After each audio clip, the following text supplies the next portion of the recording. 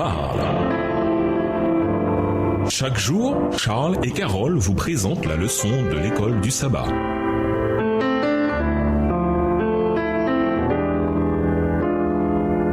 Bienvenue dans votre émission Dieu nous parle. Nous voilà au jeudi 26 janvier. Pourquoi est-ce important? La question de la personnalité du Saint-Esprit est de la plus haute importance et elle a des implications hautement concrètes. S'il est une personne divine et que nous pensons à lui comme à une influence impersonnelle, nous privons une personne divine de la révérence, de l'honneur et de l'amour qui lui sont dus. Si nous pensons au Saint-Esprit uniquement comme une puissance divine mystérieuse, nos pensées seront les suivantes. Comment puis-je avoir davantage de l'Esprit? Mais si nous pensons au Saint-Esprit comme à une personne divine, nous demanderons comment le Saint-Esprit peut-il avoir davantage de moi? Le point décisif est le suivant. Voulez-vous posséder le Saint-Esprit ou bien voulez-vous que le Saint-Esprit vous possède? Résistez-vous à son influence ou bien êtes-vous disposé à le suivre dans une joyeuse obéissance? Voir Romains 8, versets 12 à 14 et Galates 5, versets 18 à 24. Voulez-vous vous servir du Saint-Esprit selon vos plans ou bien vous reposez-vous sur lui pour qu'il vous transforme davantage à l'image de Jésus-Christ en accomplissant ses desseins pour vous? Prenez-vous au sérieux le fait que votre corps est le temple du Saint-Esprit qui est en vous et que vous avez reçu de Dieu?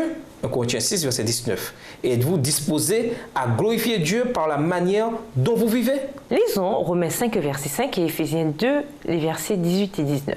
En quoi le Saint-Esprit et l'amour de Dieu sont-ils liés? Quel impact cela a-t-il pour vous personnellement et pour l'Église? Romains 5, verset 5. Or, l'espérance ne trompe point, parce que l'amour de Dieu est répandu dans nos cœurs par le Saint-Esprit qui nous a été donné. Éphésiens 2, les versets 18 et 19. Car par lui nous avons les uns et les autres accès auprès du Père dans un même esprit. Ainsi donc, vous n'êtes plus des étrangers ni des gens du dehors, mais vous êtes concitoyens des saints, gens de la maison de Dieu. Seules des personnes peuvent choisir consciemment de coopérer l'une avec l'autre. Nous sommes invités à travailler en harmonie avec le Saint-Esprit, tandis qu'il nous conduit et nous transforme individuellement et collectivement en tant qu'Église de Dieu. Si nous n'acceptons pas le Saint-Esprit en tant que personne de la triade céleste, il sera plus facile pour nous de l'ignorer, de nous boucher les oreilles pour ne pas entendre son invitation et d'endurcir nos cœurs devant son influence transformatrice. Et du fait que nous sommes des êtres déchus, abîmés par le péché et qui ont besoin de la grâce transformatrice de Dieu, la dernière chose que nous devons faire, c'est bien ne pas tenir compte des sollicitations de cet esprit dans notre vie. Au contraire, nous devons lui donner davantage de nous-mêmes. Ainsi, dans notre reconnaissance du Saint-Esprit comme personne divine qui cherche à nous employer, c'est Dieu qui se trouve au centre de notre expérience chrétienne. On ne peut pas se servir du Saint-Esprit. Le Saint-Esprit doit se servir de nous. Selon vous, que voulait dire Ellen G. White par là? Comment le Saint-Esprit peut-il se servir de nous? Voir Philippiens 2, le verset 13.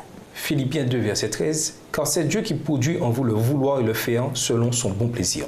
Et nous vous laissons avec la question du jour. En quoi le fait de savoir que le Saint-Esprit a une personnalité affecte-t-il votre marche avec Dieu? Au revoir. Et à demain si Dieu veut. Dieu nous parle. Chaque jour, Charles et Carole vous présentent la leçon de l'école du sabbat.